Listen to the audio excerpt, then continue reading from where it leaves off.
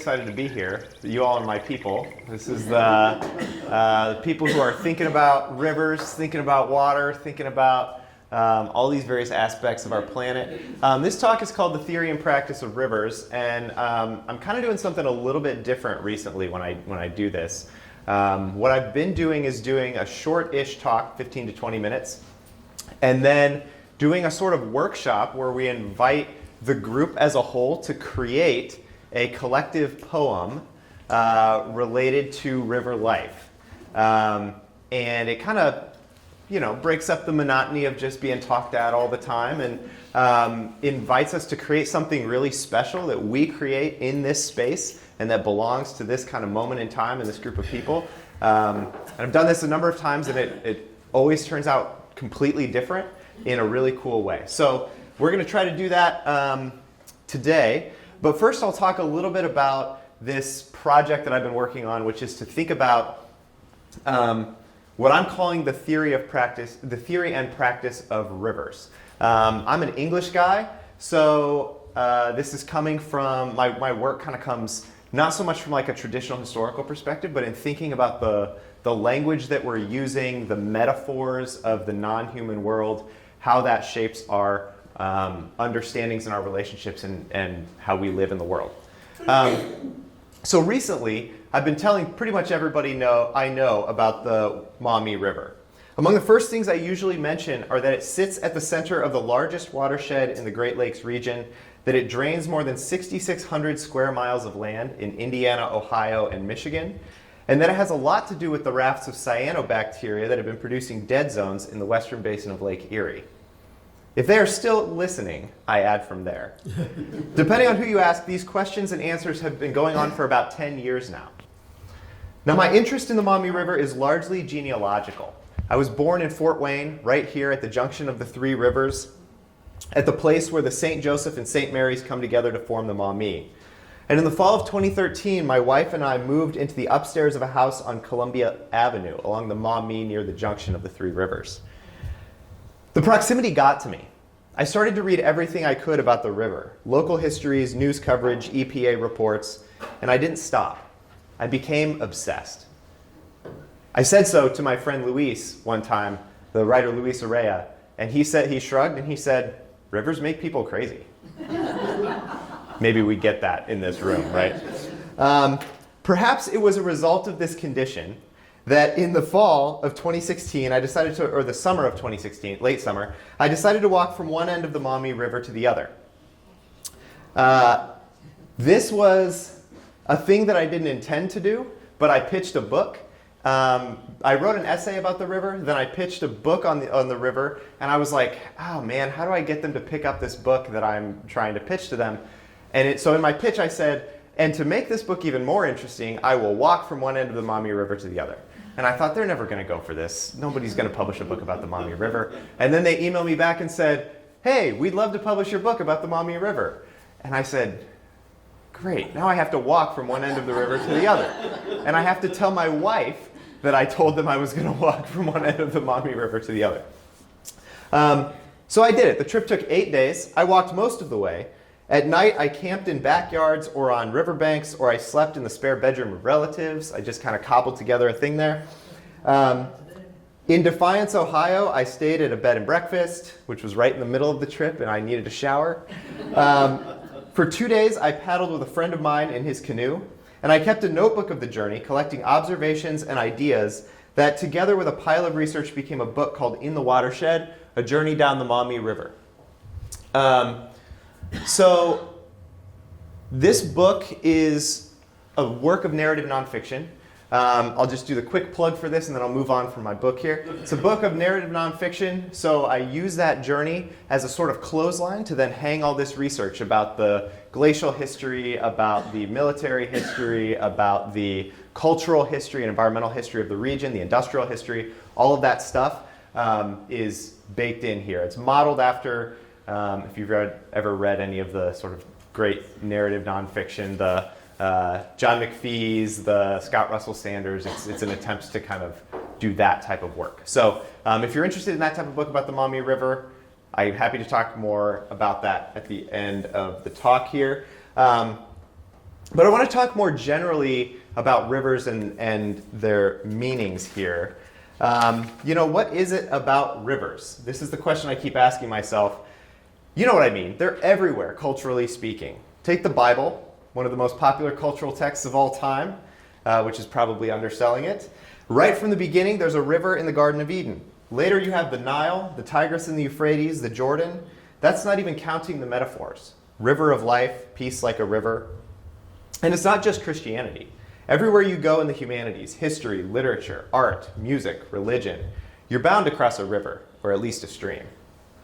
The writer Anne Lamott has called the river, quote, one of the two foundational metaphors of humanity. The other is the garden. A few years back, I ran across a poem by Jim Harrison called The Theory and Practice of Rivers. The collection was from a used bookstore, and the poem tumbles sinuously across the page, taking streams as both subject and form. Its second stanza begins, "It is not so much that I got there from here, which is everyone's story, but the shape of the voyage, how it pushed outward in every direction until it stopped. Roots of plants and trees, certain coral heads, photos of splintered lightning, blood vessels, the shapes of creeks and rivers." When I read that, I suddenly understood it on a deep level. Rivers have a natural disposition to movement. It's one of their more conspicuous features. Lives and memories, too, flow and branch, double back, wither and die. Is it any wonder that rivers and stories make such a natural pairing? But rivers are not only metaphorical, they are profoundly, intrinsically physical. Officially, rivers fall under the category of streams, linear flowing bodies of water. Unofficially, a river is a whole lot more. They run through the center of human and non-human life. People have traditionally tended to organize themselves around water for reasons, among others, of transportation and hydration. On top of that, the whole appearance of any given landscape is mainly due to the influence of water in one form or another. Glaciers, rivers, rain, these have spent the better part of history clearing prairies, cutting valleys, sculpting the country into what it looks like today. It works the other way too. A river shapes, but it is also shaped. Rainfall, temperature, erosion, water diversion, new tributaries, and construction like dams or canals all can change the course and dimensions of a stream. Change can happen over a long time, decades of climate change, say, or all of a sudden. Anyone who's lived through a flash flood can tell you how. Everything that happens in a watershed ultimately happens to its river. This is a key idea that I try to get at in this book here, that we're all sort of deeply connected and that the river is this hallmark of a watershed that can tell us what happens in a region. So here's how it worked on the Maumee. A while back, the land that is now northeast Indiana was slicked over by the Erie lobe of the Laurentide ice sheet. Over time, the glacier melted, receding east toward what is now Lake Erie. It left behind a round of moraines which ran northeast and southeast from Fort Wayne, and giant glacial Lake Maumee. This group probably knows this story better than most that I've talked to, right? Soon enough, glacial Lake Maumee got to be too much for the moraines. It, quote, overtopped a sag, as the geologists say. I love that phrase. Overtopped a sag, and barreled southwest in a wash known as the Maumee Torrent. And we're kind of hanging out there right now. The lake left behind an enormous swamp known as the Great Black Swamp. When people, 1,500 square miles large, it was known as one of the most fearsome stretches of land in the Northwest Territory. Maybe you know about the Great Black Swamp between here and Toledo, following roughly the path of the Maumee River. I love the Great Black Swamp. When people say the Midwestern landscape is boring, I say tell that to 19th century travelers. People heading for Michigan in, say, 1820 would get to the swamp and decide that was far enough. They're headed northwest through Ohio. They get to this swamp. They're like, I don't know, Ohio starts to look pretty good to me. There was a single road through the swamp, the Maumee and Western Reserve Road. It was completed in the 1820s and soon gained a reputation as the worst road on the continent. People would get stuck in the muck and have to pay their life savings to be pulled out. Then they'd set up shop and charge the next crew their life savings. And a cottage industry developed. It was crazy. This road, they would like throw logs in there, and it was a dirt road through a mud swamp. And so they would pile it full of dirt, and then the swamp would soak in, and then they'd pile on a bunch more dirt, and then the swamp would soak in. The 19th century was a wild place. The swamp was an impediment, but it was also an opportunity. People looked at it and saw timber and soil. And in the 19th century, they drained the whole thing. I think I'm a slide behind. Hey, there's the swamp. Carting the timber away and planting corn and other things in the most fertile soil you have ever seen. Cities, too, developed at either end, in Fort Wayne and Toledo, and all across the length of the river. Okay, this is our kind of narrative story here. The swamp was, this is like one of the best surviving pictures of the swamp. There are remnants of it near Bowling Green, Ohio, but very, very small remnants, but it was this crazy force. Let me double check okay. As it happens, swamps act sort of like kidneys for a river. They filter out impurities and absorb flooding. Stripped of its swamp, the Maumee became a channel. Everything poured out in the watershed, fertilizers, pesticides, industrial waste, sewage, poured right into the river. Over the years, the tonnage has added up. Now there are algae blooms swarming Lake Erie, blooms that begin right here in Indiana, practically in my living room. They come every year like clockwork.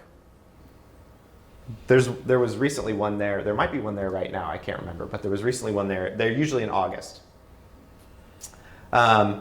Feeding on the nitrogen and phosphorus washed downstream by the Maumee River. A few years back, the National Guard had to deliver bottled water to residents of Toledo after the bloom shut down its filtration plant. National Geographic called this, quote, the new normal for the western basin of Lake Erie. I used to think of rivers as a sort of wilderness wallpaper, a backdrop to whatever happened to be going on culture-wise. But getting to know the Maumee, I began to see rivers as participants in the great project of history, as carriers of culture and memory. In the most explicit way, if you want to know what's going on in a watershed, if you want to understand the health of an environment and culture in a given region, just dip a glass of water out of its river. That'll tell you. Okay, river boy, you're probably saying to yourselves, but what about non-rivers? Most of the water in the world isn't in streams, you say. And you're right, of course. Most of the fresh water is in glaciers, at least for a few more minutes. 20% of it is in the Great Lakes, one of which you can get to from Indiana. The Calumet region on the southern shores of Lake Michigan is home to an amazing national park. It's one of the most beautiful places in the country, in my humble opinion. It's also one of the most polluted areas in the Great Lakes watershed. People in northwest Indiana have been protesting the presence of an oil refinery and steel production facility on the shores of Lake Michigan for years. In 2017, Governor Eric Holcomb declared a disaster emergency in the area, due in large part to the presence of a USS-led Superfund site. A report released last year by the CDC found that kids in certain neighborhoods of East Chicago, which is home to a large number of Black and Hispanic residents, quote, were nearly 3 times more likely to suffer lead poisoning during the last decade than if they lived in other parts of the corridor. Not long ago, people from northeast Indiana drove to Pioneer, Ohio to join a few hundred others in protest. The reason?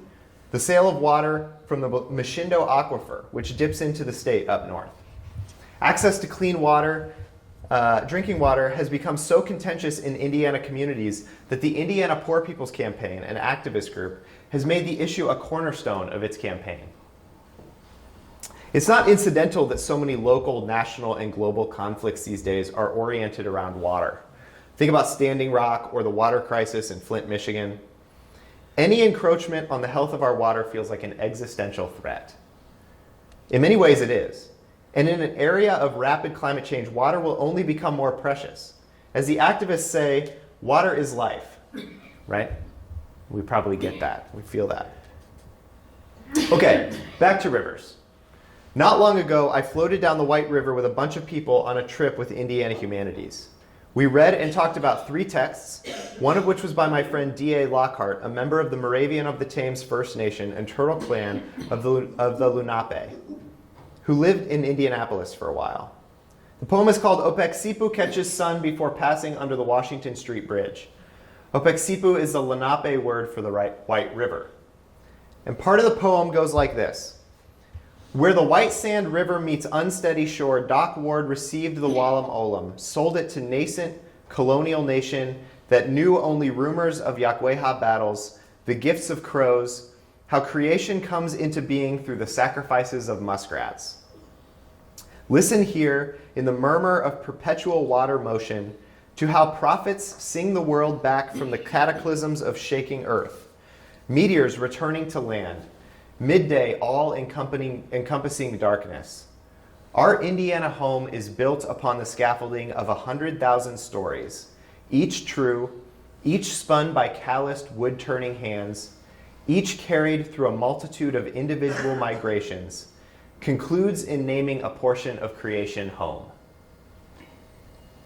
Now, my favorite water story is just 9 words long. It's the opening lines of the origin story of the Maumee tribe, whose ancestral homelands included a whole bunch of what is now Indiana, particularly the Wabash River watershed.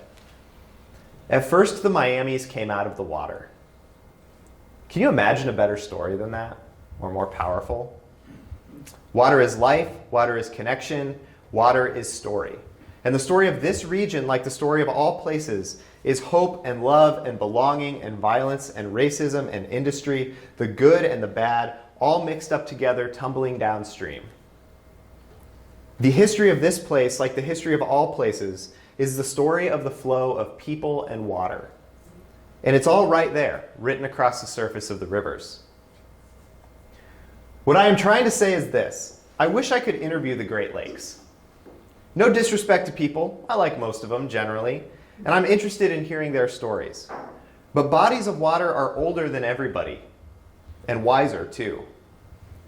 I want to ask Lake Michigan, what do you know? I want to read the oral history of the region as told by the Little River. The great Toni Morrison wrote, "All water has a perfect memory and is forever trying to get back to where it was. Lakes remember, and rivers are already speaking. They do so not in sounds and syllables, but in movement and composition. Theirs is a language more musical than literary, more physical than intellectual. We have to learn to listen." To close out, the novelist Ian Sinclair has called rivers ribbons of memory in an age of cultural amnesia. In them we see a history of our tenure in this land and a reflection of our character. The Little River, like the Maumee, is a long-standing member of the region, bearing in its course the accumulated wisdom of thousands of years. Maybe the river can teach us how to live in this world. It remembers even as we forget. Okay, so that's the end of the talk part. Meantime, are we okay attempting a collaborative poetry project as a group? Yes? Yes. I'm not. With trepidation? With trepidation, yes? Okay, here's what I'd like us to try to do, and we'll see if it plays out for us. I want you to spend a few minutes, 10 minutes or so, riffing on the question, I want to ask the river blank. Take out a notepad, take out your phone, whatever you'd like to do. What would you ask the river if you could ask it a question? That's the premise of this project. I'm just going to ask you, follow me a step at a time. We'll see where we go. I want to ask the river blank. This can be anything. Do not feel like you have to, I'm not looking for a certain answer to this question. I just want to know what you want to ask the river. It could be as simple as, where do you start? How old are you? It could be something deeper. It could be something like, how do you feel about all the nitrogen that you're experiencing, right? Be creative or not. What question would you ask the river? Let's take a few minutes and jot down a few notes about that. And then we're going to turn these notes into a poem.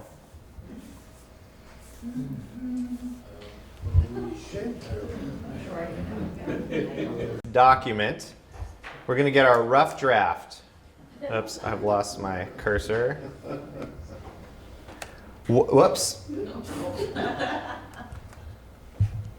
This is the sort of thing that if I did that in front of a class of students, they would just make fun of me for weeks. What do we want to ask the river? Are you tired? Are you tired? Yes. Love it. How do the seasons transform you?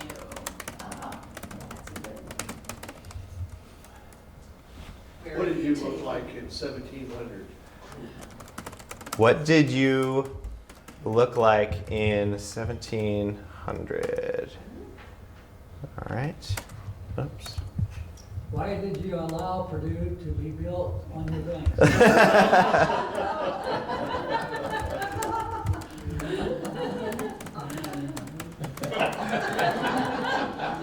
It's just cruel asking a Purdue grad to type that. What are some of your best memories? Oh. How long would it take for you to recover from how we've abused you?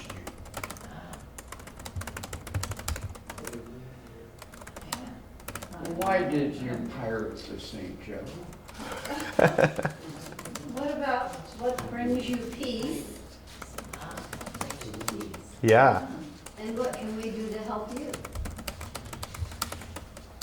And what can we learn from you? What can we learn from you? We had a couple hands in the back. Yeah. Compared to a person, what stage of life do you feel that you're in? Do you feel like you're a young person? Do you feel like you're an old person?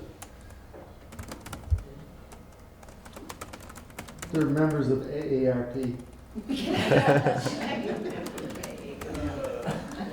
Retired rivers. What else? Yes. What tickles your tummy?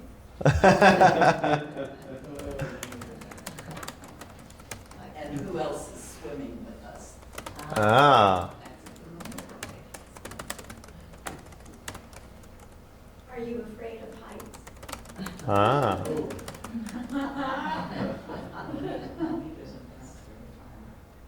Other question. What goes on after dark? Ooh. What goes on after dark? I like that. What else are we asking? How do you decide to meander gently or rush forward?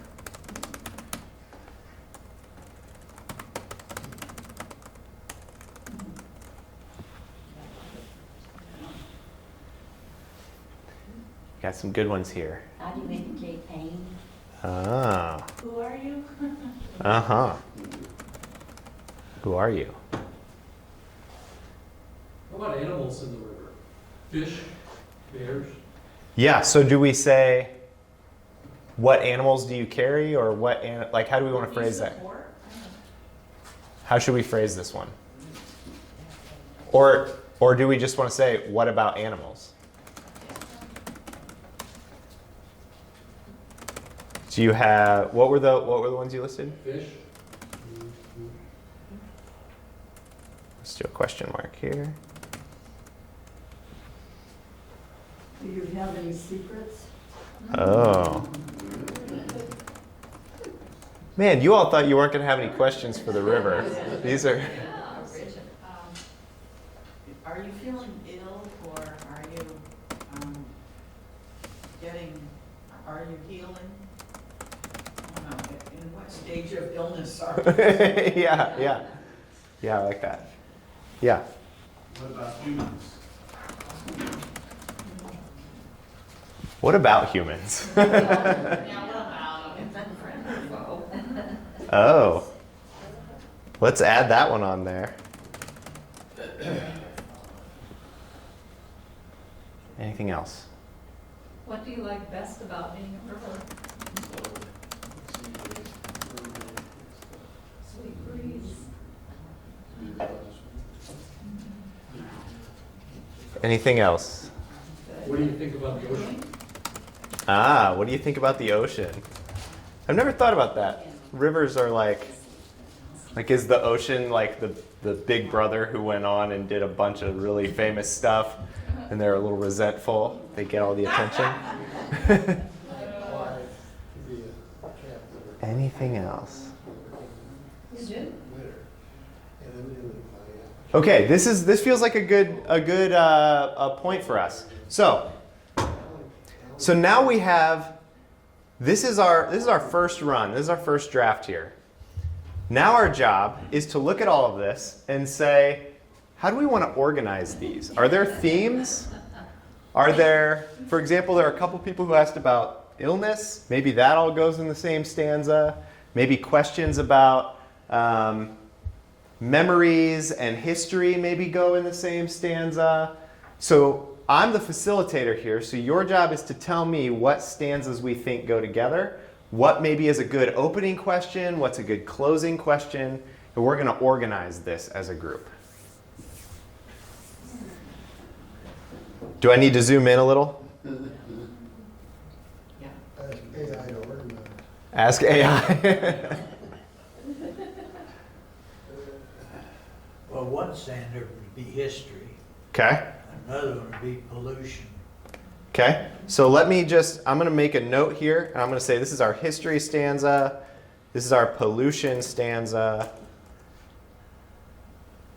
So let's find some history questions to put in there. What did you look like in 1700 is a history question, right? Yeah.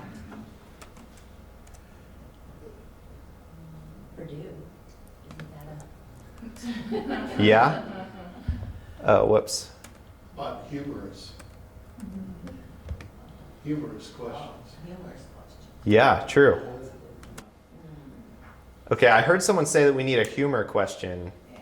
section here. Well, there are some there. Yeah. Just- Yeah. Okay, so what else do we have as history questions here? What is your best memories? What are some of your best memories? Yeah, that's a good one.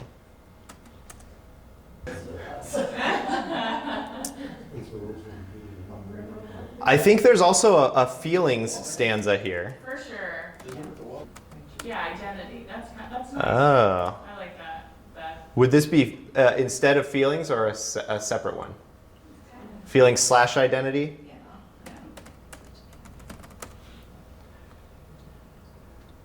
These kind of feel like ending questions to me.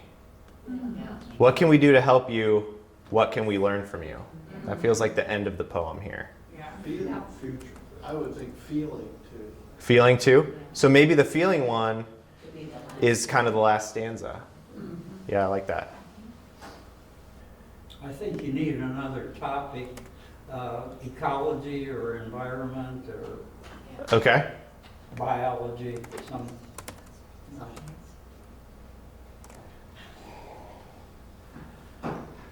I'm really liking the feel of this last stanza here. That's feeling like a really good, a vibe, as my students would say. I think what tickles your tummy could be in the humor one. It's got kind of a playful. Is who are you like a history one maybe? I don't know. Uh-huh. That could be an opening question. Yeah, yes. That's great. Okay, so now our job, now that we've got these loosely in stanzas, now we kind of tighten these up a little bit. We decided that. We ended up somehow with a bunch of 4-line stanzas. Again, it is wild to me how different these poems emerge from the same prompt depending on the group of people. It's very cool. Okay, do we have any volunteers to read this poem for the group? Okay, Do that. you do it. Let's do it. Is this large enough? Yes. Okay. River secrets. Who are you? You must have secrets. What do you like best about being a river? How do you decide to meander or rush? Perhaps you just go with the flow. What did you look like in 1700? What are some of your best memories?